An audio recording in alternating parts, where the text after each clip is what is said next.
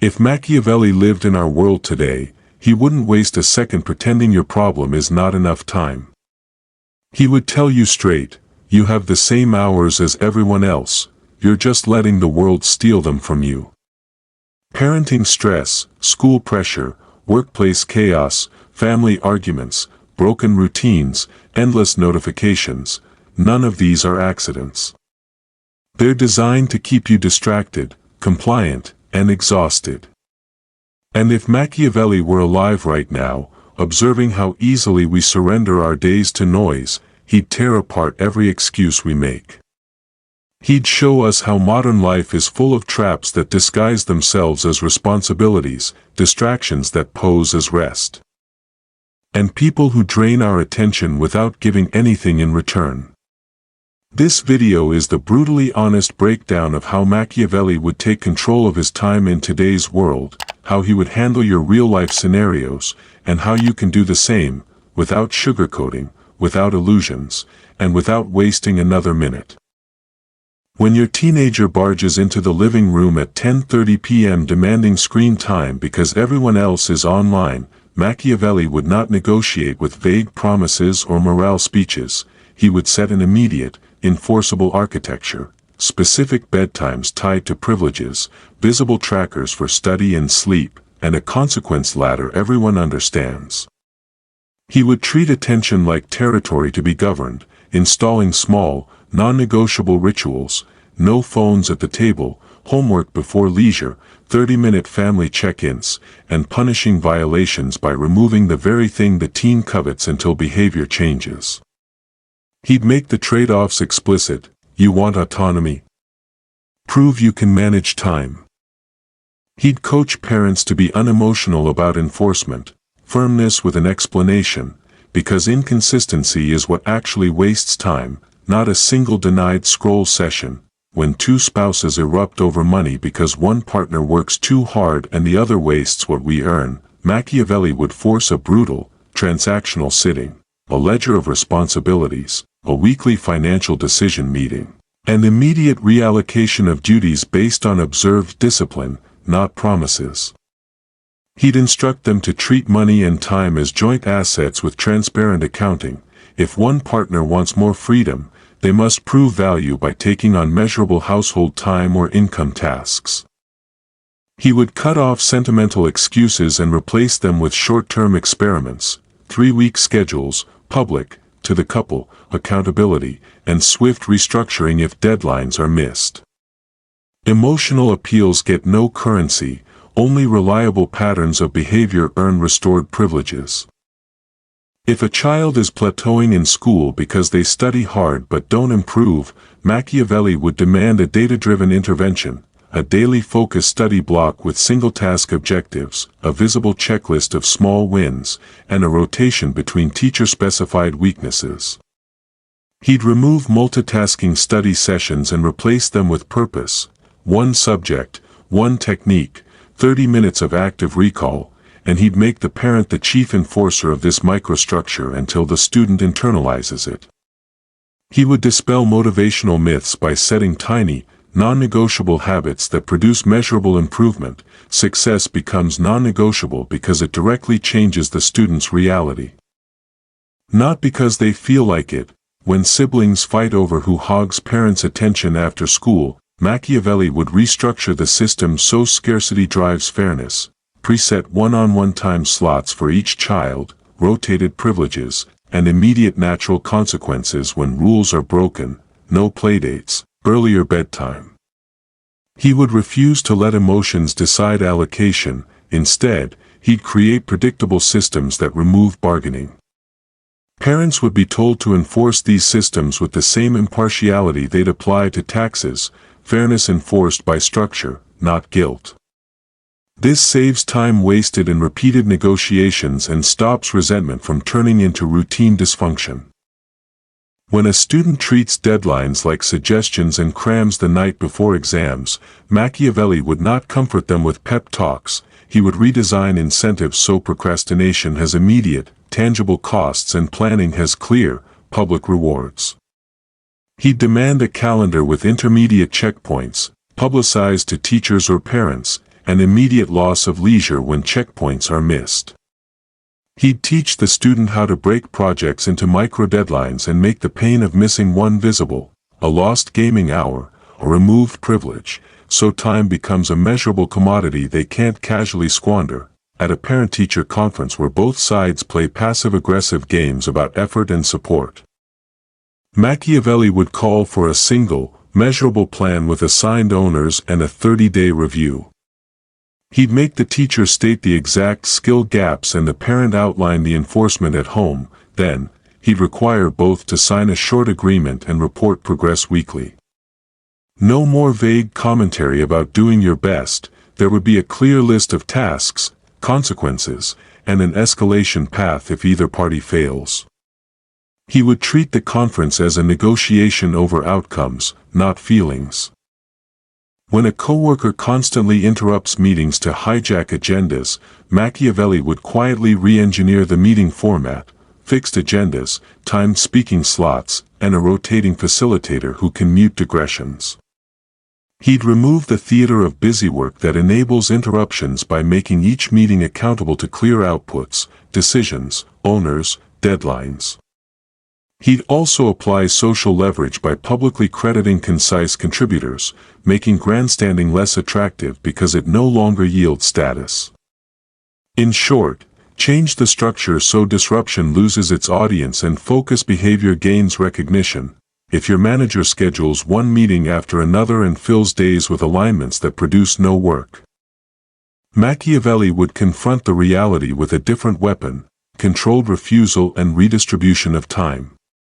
He'd prepare a visible calendar that shows blocked heads-down time and ask the manager to prioritize agenda items into urgent or can-wait categories. If pushback follows, he'd reduce attendance to necessary stakeholders only and send a clear meeting note afterward that shows what was accomplished, forcing accountability.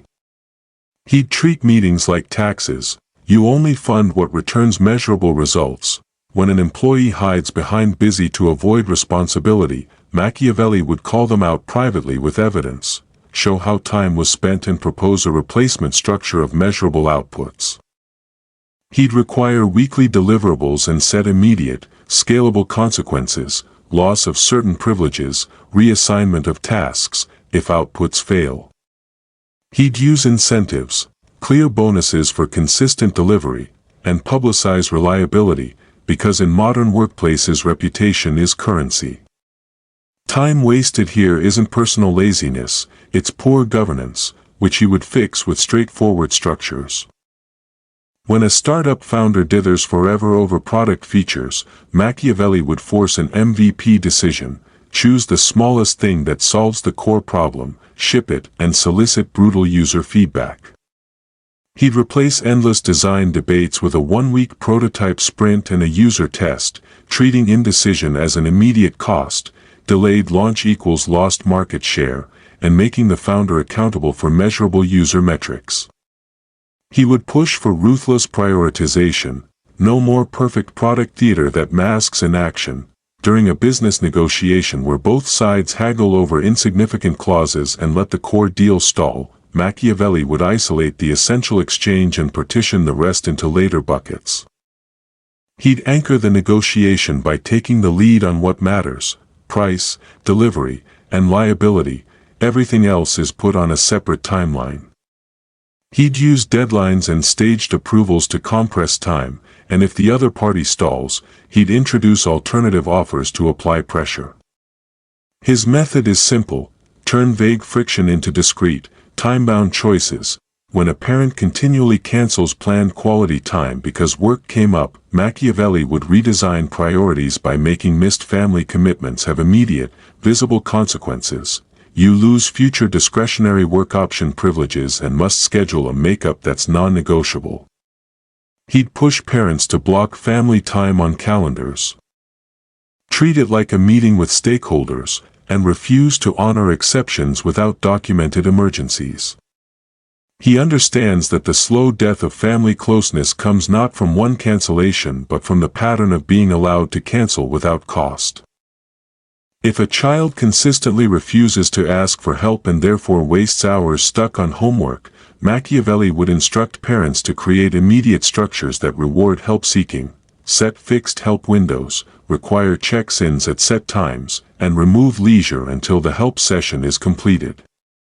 He'd make the child's reluctance costly, no devices until proof of progress, and he'd coach parents to be direct, not sympathetic, because sympathy without structure just extends the problem.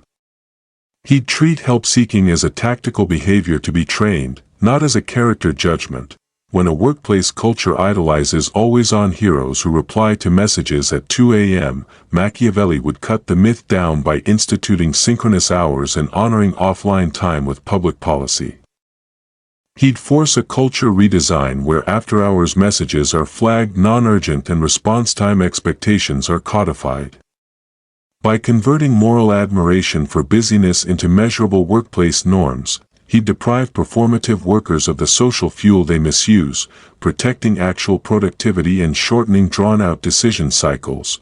When a vendor drags a deal with slow replies and vague promises, Machiavelli would escalate by creating a transparent deadline timetable and offering conditional concessions that expire.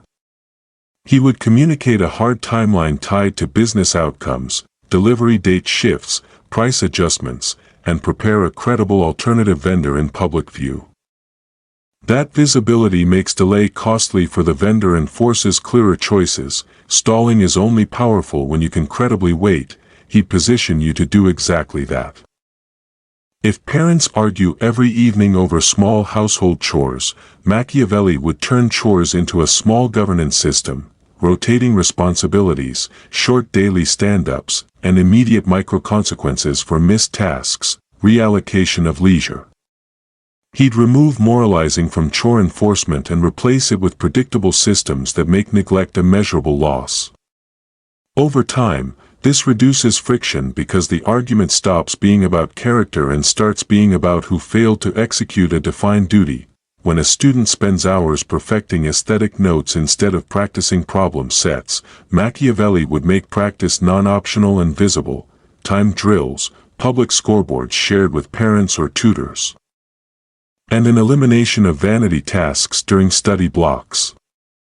He'd say the only metric that matters is performance on the things that produce results, and he'd force the student to trade time spent on appearance for measurable skill gains until results improve.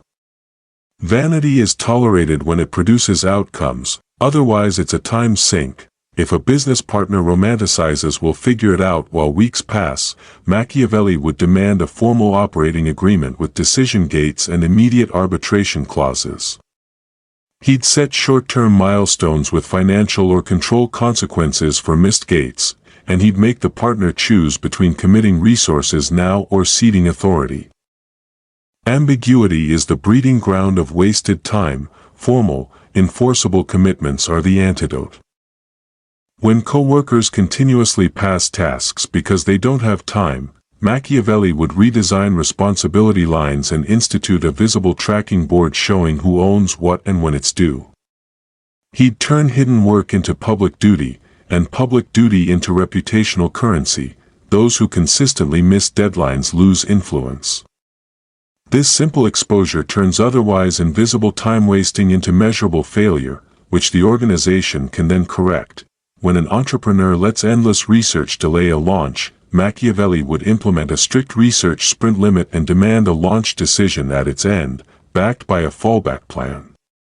He'd make the entrepreneur defend the cost of more research in terms of lost market time, not hypothetical clarity.